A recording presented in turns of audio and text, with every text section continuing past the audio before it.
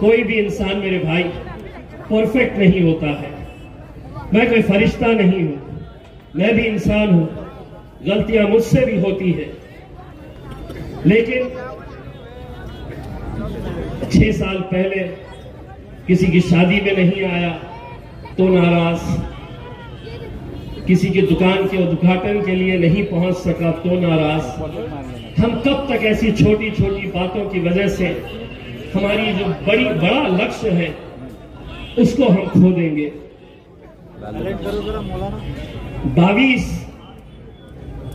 मार्च 2022 ये वो दिन है जब मैंने अपनी दुनिया खो दिया था। 22 मार्च 2022 को तकरीबन 20 दिन पहले रात के 10 बजे का वक्त मैं मेरी वालदा के साथ हंसी मजाक कर रहा था।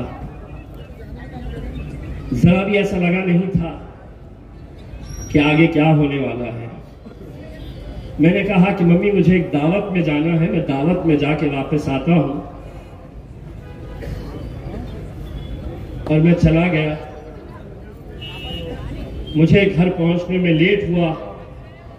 मेरी वालदा मेरे बहन के पास थी,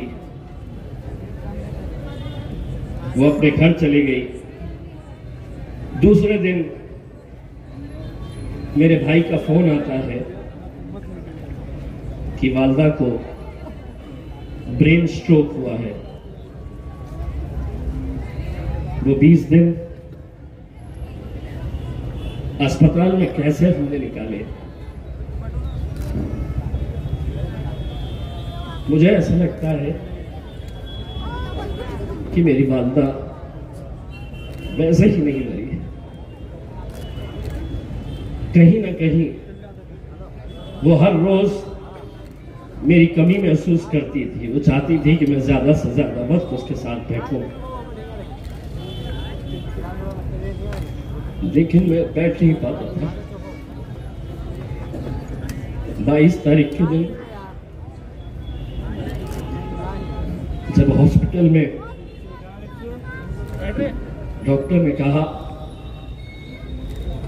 कि बहुत मुश्किल है, आप प्रार्थना करिए, मैं मेरी मम्मी के पैरों के पास खड़ा हुआ था। उनके पैरों को पकड़ के मैं सिर्फ यही दुआ कर रहा था कि अल्लाह मैं सब कुछ छोड़ दूंगा, मैं सियासत भी छोड़ दूंगा,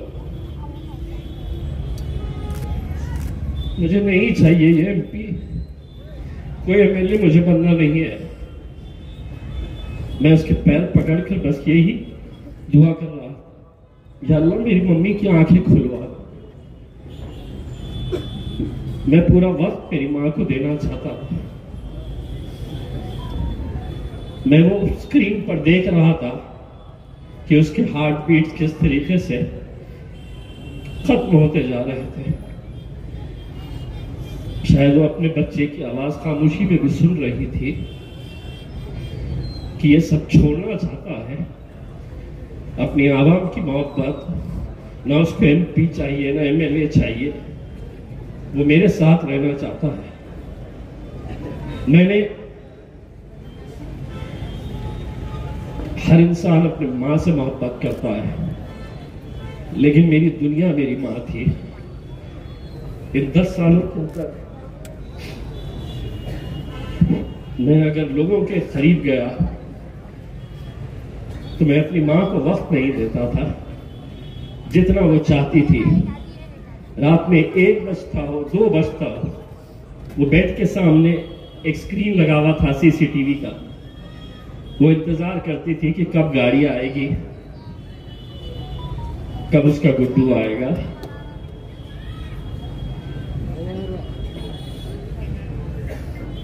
दोस्तों, और अगर उस दिन मेरी मां खोल देती तो शायद मैं सियासत में नहीं रहता।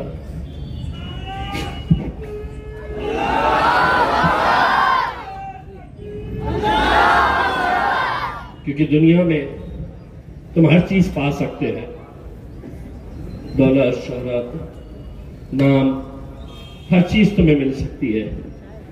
नौजवानों, मैं तुमसे ही अपील करना चाहूंगा,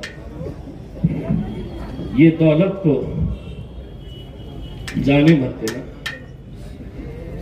बहुत खुशनसीब है वो लोग जिनकी माएँ हैं। मेरे वालिद साहब का इंतकाल करीब 30 साल पहले हुआ, तो मुझे बड़ा एक भाई की हैसियत से, नतीजा कुछ भी आए, एक बात यहां से जरूर लेकर जाना, मुझे वोट देना नहीं देना, मुझे इतना अफसोस नहीं होगा, लेकिन कभी किसी की मां मिल जाए मुझे और वो मुझसे अगर ये कहे कि बेटा तुम्हारे बोलने की वजह से हमारा बेटा अब हमें मोहब्बत से देखता है, गले लगाता है, प्यार करता है, तो मैं समझूंगा इसमें मेरी जीत है मेरे भाई।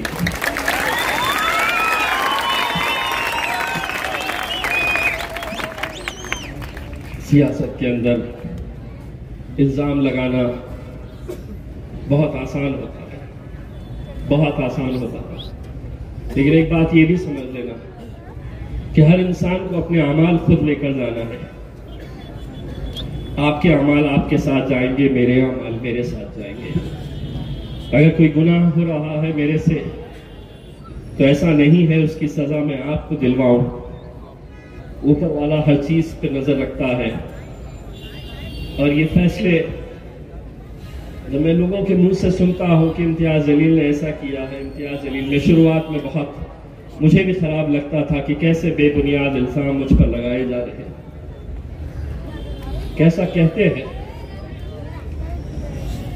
अलग अलग तरह की बातें जब मैं सुनता हूं, कहीं ना कहीं मुझे भी लगता है कि चलिए ये बोलने वाले कितने होंगे, 10 लोग, 20 लोग, 25 लोग, 50 लोग, 100 लोग हो सकते हैं, 200 लोग हो सकते हैं, लेकिन अल्हम्दुलिल्लाह इन 10 सालों के बाद भी अगर इनकी मोहब्बत में कमी नहीं आई है, तो मुझे उन 100 लोगों की परवाह नहीं है मेरे भाई। मैं आप लोगों की मोहब्बत के सहारे, मैं आप लोगों की मोहब्बत के सहारे, यकीनन इस इलेक्शन के अंदर जो भी हो, आप जीतेंगे या आप हारेंगे, लेकिन औरंगाबाद वो मुकाम है कि जहां पर हमें इस बात का फख्र है कि हमने एक इत्तेहाद की मिसाल यहां पर कायम की है। यहां से हम एमएलए जीत गए, यहां से हम एमपी बनकर गए, पूरे हिंदुस्तान को दिखाए हमने कि हमारा इत्तेहाद क्या हो सकता है।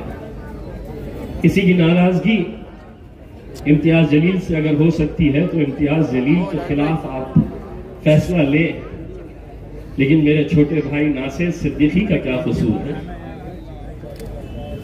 नासिर सिद्दीकी के लिए क्यों नहीं आवाज उठाई गई? हम जीत रहे हैं मेरे भाई, इंशाअल्लाह नासिर सिद्दीकी औरंगाबाद से एमएलए बनकर जरूर जाएगा मेरे भाई, जरूर जाएगा।